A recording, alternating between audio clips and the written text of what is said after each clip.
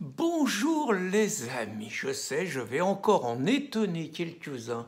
Moi, on a un ministre de l'Intérieur, il me botte ce mec. Ça, c'est un combattant, un guerrier. Quand je jouais au football, on appelait ça un charognard. Un mec, vous lui mettez des coups, il est rend et tout, il distribue bien et tout, puis on voit sa tête, on voit qu'il en a donné, qu'il en a pris. C'est un vrai guerrier et moi, j'aime bien les vrais guerriers, mais en même temps c'est un guerrier, il sait contre qui il faut faire la guerre et il sait contre qui il faut pas la faire.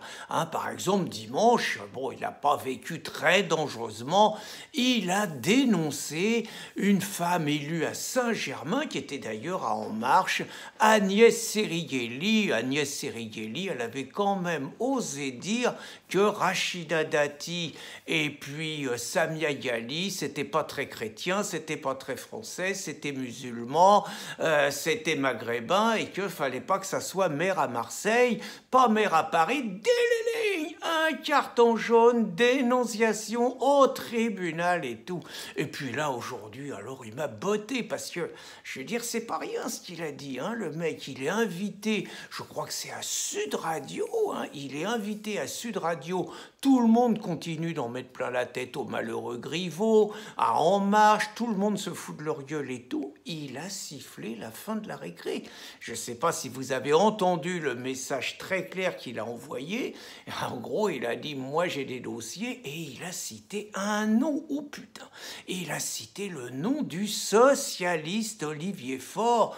Et il a dit, parce qu'ils étaient dans le même parti, ils étaient dans le même coin, ils se connaissent bien. Il a dit « je l'ai accompagné dans ses nombreux divorces ». Oh la vache, le message codé, en gros, ça veut dire « j'en sais des choses sur toi, j'ai le nom des maîtresses, j'ai peut-être le nom des boîtes un petit peu particulières où t'allais, je sais tout ce que t'as fait, je sais avec qui tu l'as fait, alors tu ferais mieux de fermer ta gueule, sinon je risque de balancer ». Oh la torpille qu'il a envoyée. Alors là, tout le monde lui tombe dessus. Hein. Là, il en prend plein la tête. Tout le monde dit, faut que le président Macron, il intervienne. Ça peut plus durer comme ça. Olivier Faure, il pleure. Il dit, c'est pas loyal. J'ai prévenu le président Macron. Il faut qu'il arrête de parler comme ça. Toute la classe politique lui tombe dessus parce que le message qu'il a envoyé, Casta, c'est clair, hein, c'est pas qu'il y a Olivier Faure.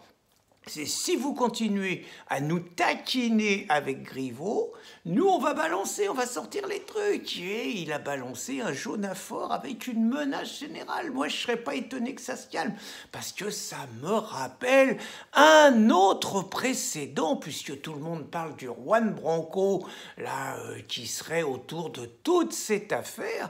Bah, je rappelle que Juan Branco, qui était encore l'avocat de Mélenchon, il avait balancé un truc qui se fait pas en politique. Il avait raconté que le jeune Attal, qui venait d'être nommé secrétaire d'État à l'Éducation nationale à 29 ans, il avait bénéficié d'une promotion canapé.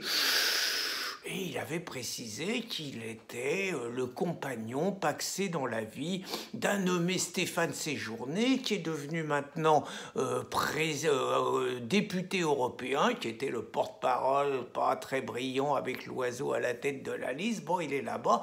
Il a raconté que c'est parce qu'il était le petit copain de Stéphane Séjourné, qui faisait partie des proches de Choupinet, qui s'est retrouvé ministre. Oh là là là là, ça se fait pas.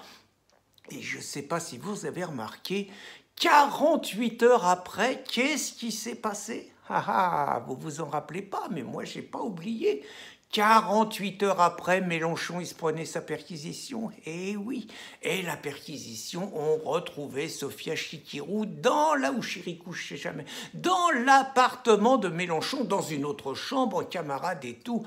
C'était, à mon avis, Castaner encore qui était en dessous et qui avait monté l'affaire avec les juges pour calmer le Branco et Mélenchon. Donc moi, Castaner, je jouerai pas avec lui. Et là, il vient d'en décider une autre parce que ce mec, je le dis, c'est vraiment le charognard. Il a une santé fabuleuse. Vous savez pas ce qu'il vient de faire? Il vient de dire qu'il allait étudier une fois que tout serait un petit peu démêlé dans cette affaire Branco, le Popov, Alexandra, tout ça, qu'il allait étudier le statut de réfugié politique du Popov et que s'il faut remettre en cause le statut de réfugié politique du Popov, on le collera à Poutine et il se démerdera, il ira se clouer encore des roubignoles sur le goudron, il en a rien à foutre. Alors c'est extraordinaire quand je vous dis que c'est un charognard et que c'est un combattant, mais il sait contre qui il faut battre, qu'on se faut se battre, et contre qui il faut pas se battre, parce que c'est quand même le même Castaner et toute sa clique d'En Marche qui nous explique maintenant depuis des années que les islamistes, que les djihadistes, que ceux qu'on tué, que ceux qu'on volé, que ceux qu'on violé, que ceux qui sont en situation irrégulière, que ceux qui ont un statut de réfugié politique bidon, on ne peut pas les virer parce que c'est les droits de l'homme et c'est les valeurs de l'Europe. Mais le Popov, on peut le virer. Quand je vous dis qu'on a un ministre de l'Intérieur extraordinaire, fabuleux, et que le monde entier nous l'envie, et que moi, avec un mec comme ça, je me sens protégé. Est-ce que vous me comprenez? Bonne journée les amis.